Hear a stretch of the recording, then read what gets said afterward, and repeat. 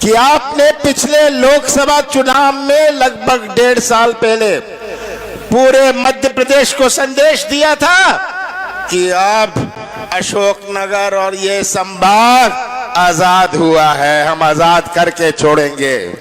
अशोकनगर ने ये संदेश पूरे मध्य प्रदेश में दिया। तो आपको बधाई देना चाहता हूं, आपकी पहचान सही थी और आपने ये संदेश दिया। आप सब बधाई के पात्र हैं। मैं महाराजा नहीं हूं, कोई मेरा गुलाम नहीं है,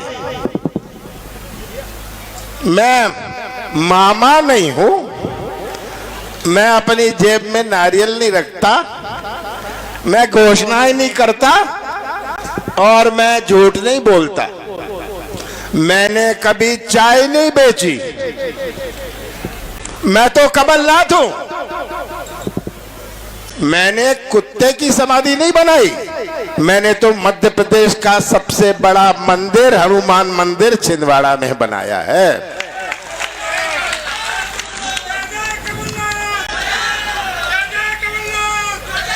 आपने जो संदेश दिया था, ये संदेश था कि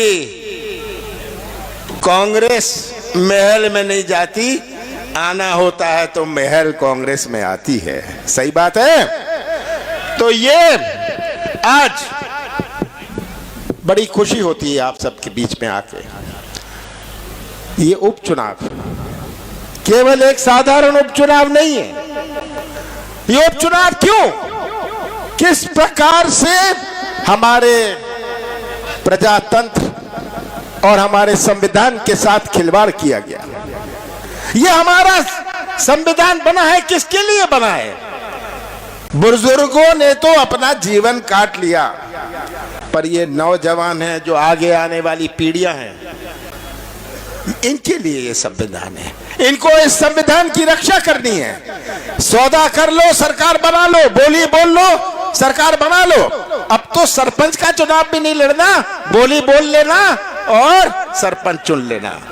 ये किस प्रकार से बोली बोल के, ये प्रजातंत्र नहीं है, ये तो धनतंत्र है। बोली बोल लो, सरकार बना लो, ये आज चित्र हमारे सामने है।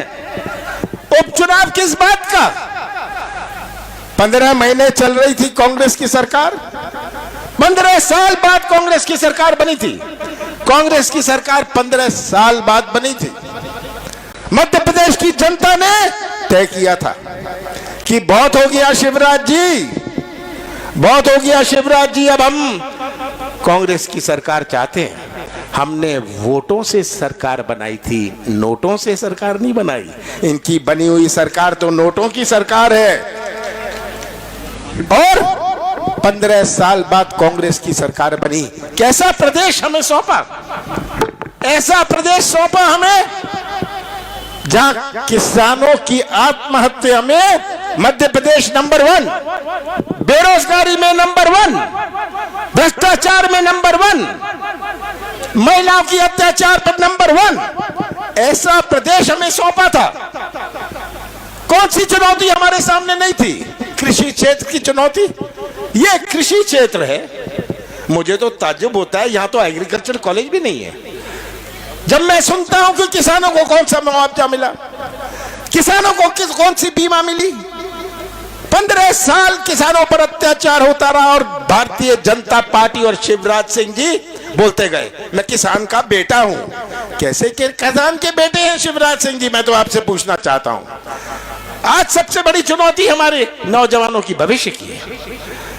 किसानों के लिए तो हमने कर्जा माफ की शुरुआत करी।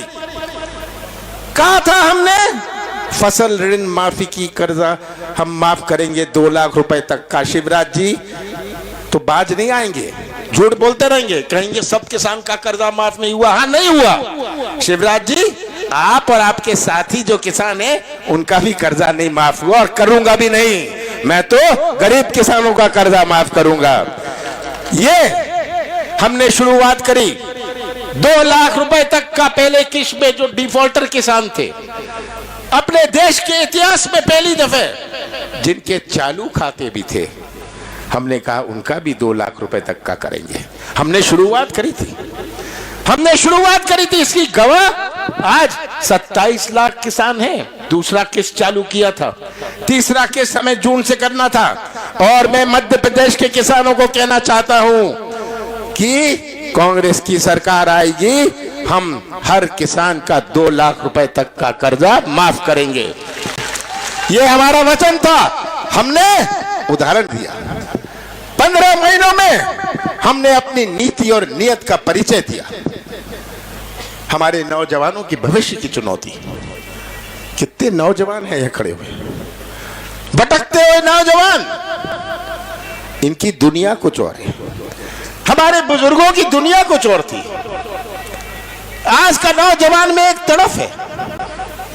आज का नौजवान कोई ठेका नहीं चाहता, कोई कमीशन नहीं चाहता, वो तो व्यवसाय का मौका या अपने हाथों को काम चाहता है। ये आज हमारे नौजवान में तड़फ है। 20 साल पहले नौजवान कॉलेज नहीं जाता था, गांव में रहता था। अब तो नौजवान जाके इंजीनियर भी बन गया, MBA भी कर लिया। सही बात है ना? और वो ना गांव का रहा ना शहर का रहा। यही नौजवान हमारे मध्य प्रदेश का निर्माण करेंगे भविष्य में। कैसा मध्य प्रदेश हमारा बनेगा अगर ये नौजवान का भविष्य अंधेरे में रहे? ये सबसे बड़ी चुनौती है कि हमारे नौजवान जो हमारे प्रदेश का निर्माण करेंगे भविष्य में, इनका भविष्य कैसे सुरक्षित रहे। ये सबसे बड़ी चुनौती है। कैसे निवेश आए, कैसे आर्थिक गतिविधि लगे। मध्य प्रदेश में 15 सालों में जितने उद्योग लगते नहीं थे, उससे ज्यादा उद्योग बंद हो जाते थे। किसी को मध्य प्रदेश पर विश्वास नहीं। मैंने शुरुआत करी कि मध्य प्रदेश में विश्वास बने। मध्य प्रदेश की विश्वास क्या मध्य प्रदेश की पहचान माफिया से होगी? क्या मध्य प्रदेश की पहचान मिलावट से होगी? माफिया होए, मैंने युद्ध शुरू किया, मिलावट शुद्ध का युद्ध शुरू किया, ताकि मध्य प्रदेश की पहचान बने, लोग मध्य प्रदेश में निवेश आए। हमारा प्रदेश 5 प्रदेशों से घिरा हुआ है। एक कारखाना लगता है, 3 को मौका मिलता है। कोई गाड़ी चला लेता है, कोई मरम्मत का काम कर लेता है, कोई होटल खोल सकता है, कि हमारा नौजवानों का भविष्य सुरक्षित रहे। पर शिवराज सिंह झूठ बोलते बोलते, मैं तो शिवराज सिंह जी से कहता हूं, 15 साल पूरे प्रदेश ने देखा स्कूल बिना शिक्षक के, अस्पताल बिना डॉक्टर के, डॉक्टर बिना दवाई के, खंबा बिना तार के और तार बिना बिजली के, किसान बिना दाम के, नौजवान बिना काम के। इसीलिए तो फैसला किया कि शिवराज जी आप किस काम के, 15 साल बाद इनको घर बिठाया। ये आज तस्वीर आप सबके सामने है। तो इसलिए जब मैं ये चुनाव की बात करता हूं, ये एक साधारण उपचुनाव नहीं है। अभी मेरे पास कोई आया था, कौन आया था, कह रहा था कि जब 40 साल पहले आप यहाँ आए थे, 40 साल, किसने मुझे कहा, अभी किसी ने आके मुझे कहा कि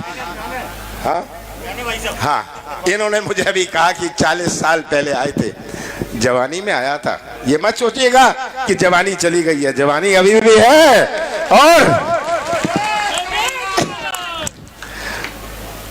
और मैं देखता हूं कि क्या विकास हुआ है, या कितने कन्या महाविद्यालय बने। मैं देखता हूं यहाँ क्या एग्रीकल्चर, कृषि, क्या विश्वविद्यालय, यूनिवर्सिटी बनी।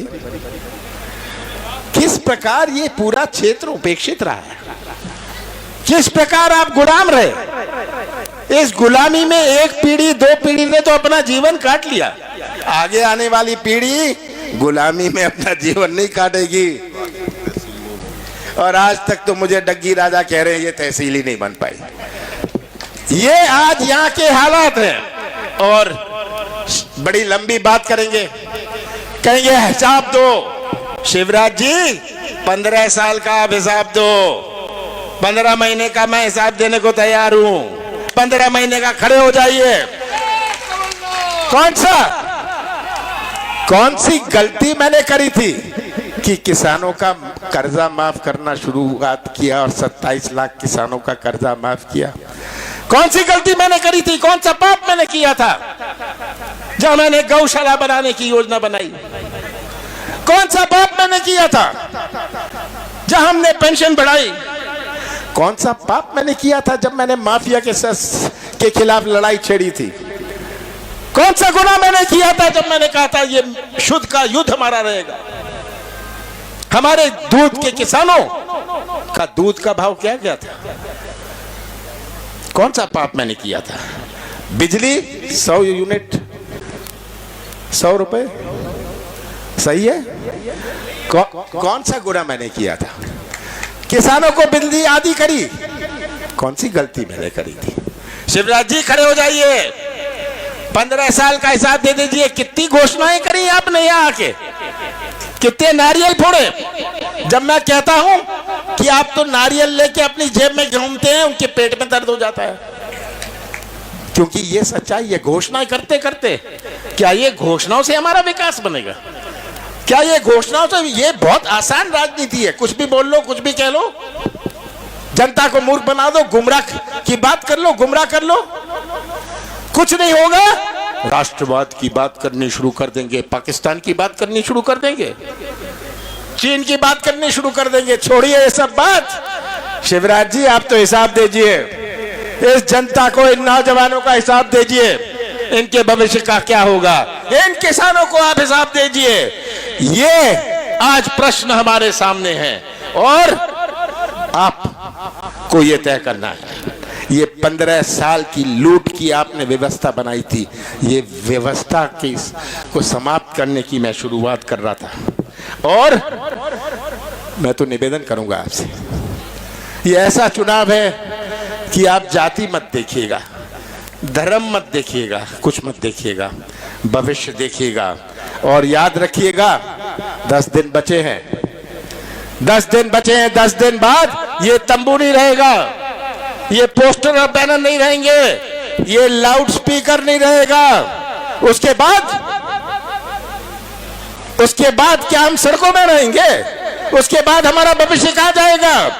याद रखिएगा, ये झंडे उतर जाएंगे, ये माइक उतर जाएगा। आज हमें इस जिले के विकास का एक नया इतिहास बनाना है। मैं आज आपसे वोट नहीं मांगने आया, वोट तो मांग रहा हूं, पर साथ साथ एक रिश्ता जोड़ने आया हूं। और एक रिश्ता जोड़ने आया हूं, ये हमारा रिश्ता हमेशा का बना रहेगा। और हम मिलकर हमारी आशा दोहरे जी हैं, समाज सेविका है, बड़े सोच समझ के हमने इनको अपना उम्मीदवार बनाया है।